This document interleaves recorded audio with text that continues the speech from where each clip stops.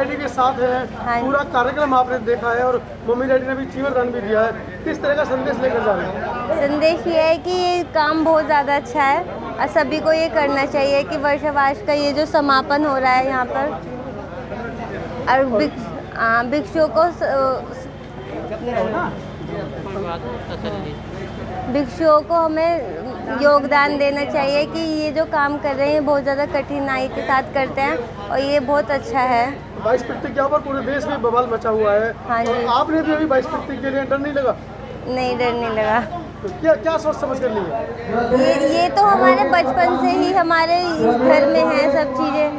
पापा जी हमारे ये शुरू से ही करते हैं कि हाँ ये पूजा वूजा सब कुछ ये सही नहीं है, तो इसलिए हमें कोई डर नहीं लगा। तो कोटि कोटि वंदन और नमन करते हुए आज इस मंच पे हमारे इस पूरे विश्व को बुद्ध की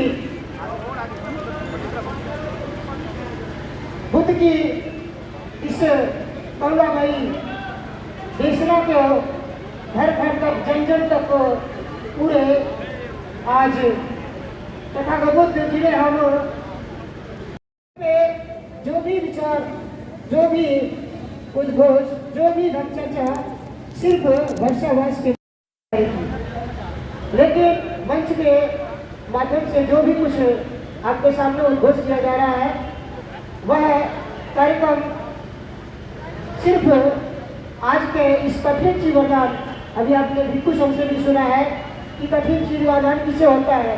भिक्षु 3 महीने बारिश के मौसम में ये वर्षावास का समय काटते हैं, बिताते हैं।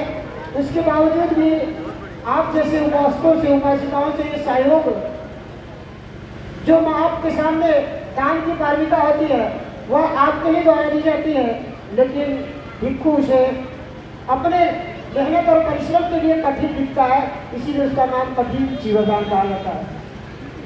कठिनाई से उसे इकट्ठा करने के बाद वह दान करता है।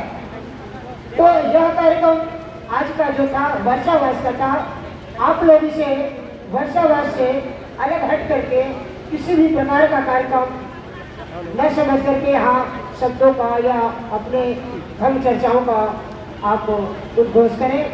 यह कार्यक्रम हमारे मुख्य अतिथि अभी आपके सामने मंगल कामना और भिक्षु संघ के लिए और उपासक और उपासिकाओं के लिए जो धर्म चर्चा किया, वह कहा कि यह ऐसा राष्ट्रीय कार्यक्रम जिसे भिक्षु महासंघ के माध्यम से संचालित किया जाता हो, ऐसा कार्यक्रम हर जगह हो। इन्होंने कहा जब तक कार्यक्रम भिक्षु संघ का है वह कार्यक्रम भिक्षु संघ भिक्षु के द्वारा ही किया जाना चाहिए। इसमें बीच में व्यवधान उत्पन्न करने वाले उपासकों का समय बिल्कुल इस कार्यक्रम के समापन के बाद किया जाना चाहिए। तो आप सभी लोगों से ये अनुदेश है कि भिक्षु संघ का सुबह सुबह बुद्ध वंदना था, उसके बाद धर्मदेशना होनी चाहिए थी, लेकिन मंच में धर्मदेशना को कैंसिल करके उपासक मंच पे आ गए। यह कार्यक्रम बिल्कुल आप शील के अनुरूप करते नहीं हैं।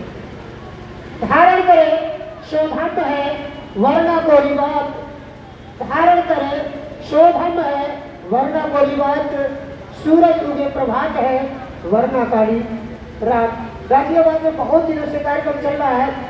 3 महीने से ये भिक्षु मुरादाबाद से चल करके आपकी इस गाजियाबाद शहर के पूरे कोने कोने में धम्म यात्रा निकाला।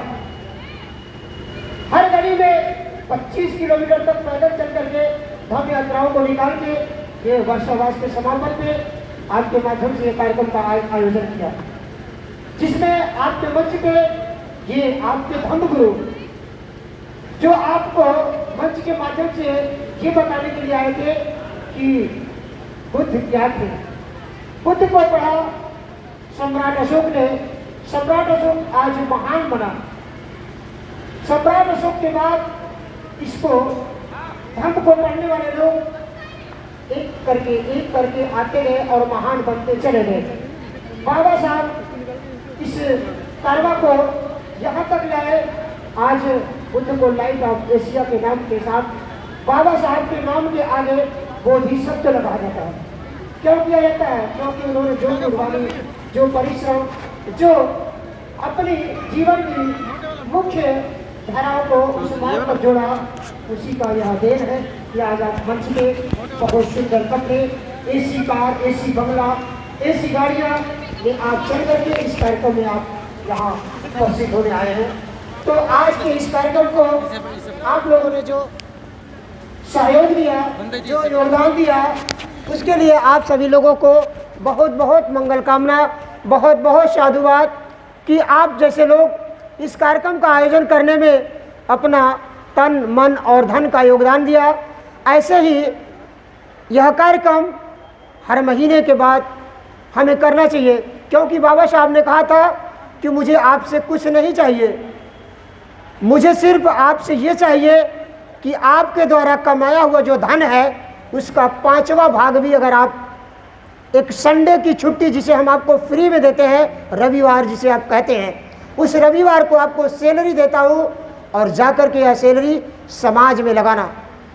खुद और परिवार और सरकार की नौकर तो हो, लेकिन इसका पैसा समाज में लगाना है आपको, और समाज को आगे जगा करके इस मार्ग पे लाने का काम आपका है। यह आपका दायित्व है। इसीलिए सहयोग करने के लिए भी उन्होंने एक ऐसी योजना बनाई थी जिसका नाम था पे बैक टू सोसाइटी। उसके माध्यम से आप लोगों को कार्यक्रम हमेशा आयोजित करना चाहिए। और आज के इस वर्षावार समापन एवं कठिन योगदान में आप लोगों का जो योगदान रहा, यह बहुत ही महान कार्य, बहुत ही उच्च कोटि का कार्य, जिसे हम कहते हैं दान की पारमिता।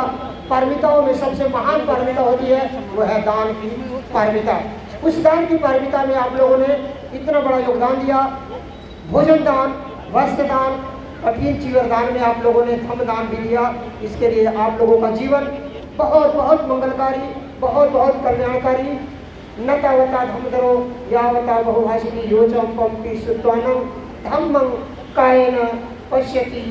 यह तथागत बुद्ध का मार्ग है कि हम ज़्यादा कुछ नहीं बोलते हुए भी आप लोगों के जीवन की बहुत बहुत मंगल कामना करते हैं। सब बीतियों विवचंतु, सब रोगों विनशतु, माते भवंतंतराय सुखी दीर्घायु भव भवतु, सब मंगलम रखन्तु, सब बुद्धानुभावेन, सब धम्मानुभावेन, सब संघानुभावेन सदा सोति भवन्तु ते। साधु साधु साधु। सामने से जी और देवी शक्ति भाई श्रद्धेय सुरंजन सिंह जी, दे दीजिए। श्रद्धेय संजय गौतम जी, हाँ खड़े रहेंगे, पकड़ के मेरा फोटो। हाँ खड़े रहेंगे। विजय गौतम जी, वो बाद में होता रहेगा, उसी तो पहले फोटो खींच।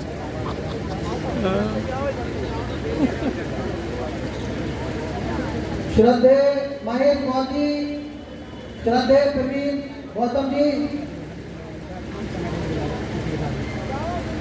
आए और की वरदान करें। परम श्रद्धेय कमल सिंह गौतम जी दिल्ली से आए हैं। अरे इधर देखो यार, मैन आदमी इधर लग रहा।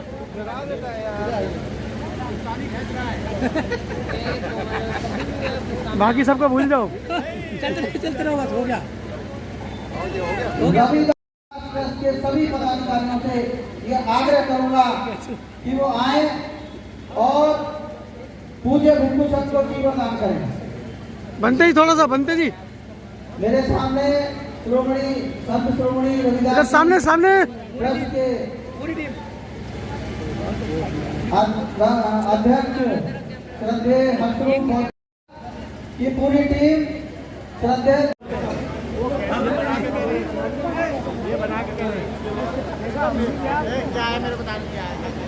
श्रद्धेय रामकिशन गौरी दिल्ली से अपनी पूरी टीम के साथ आए। हम शहर गाजियाबाद में जो ये संत रविदास मंदिर में जो ये प्रोग्राम हो रहा है धम्म का, हम ये देखते हुए इस कार्यक्रम को करवा रहे हैं सारे मिलजुल के, कि जिससे इस शहर गाजियाबाद के अंदर एक धम्म की जो प्रचार है वो इतना धम से बढ़े जिससे हर घर के अंदर तथागत गौतम बुद्ध, बाबा साहब और हमारे भिक्षु जो हैं, इनकी जो वाणी हैं वो हर घर में ऐसी फैले जिससे लोग धम्म के मार्ग पर अपने आप इतने बढ़ चढ़ के अपने घरों में काम करें जिससे एक ये लगे कि भाई हाँ भाई हम बाबा साहब के जो बता के रास्ते गए हैं हम उन्हों पे चलें। ऐसे कार्यक्रम में महिलाएं अक्सर पीछे रहती हैं, आपकी महिलाएं भी अर्धांगिनी साथ में है, बेटी भी सुबह से साथ में है, मना नहीं किया आपने? क्यों?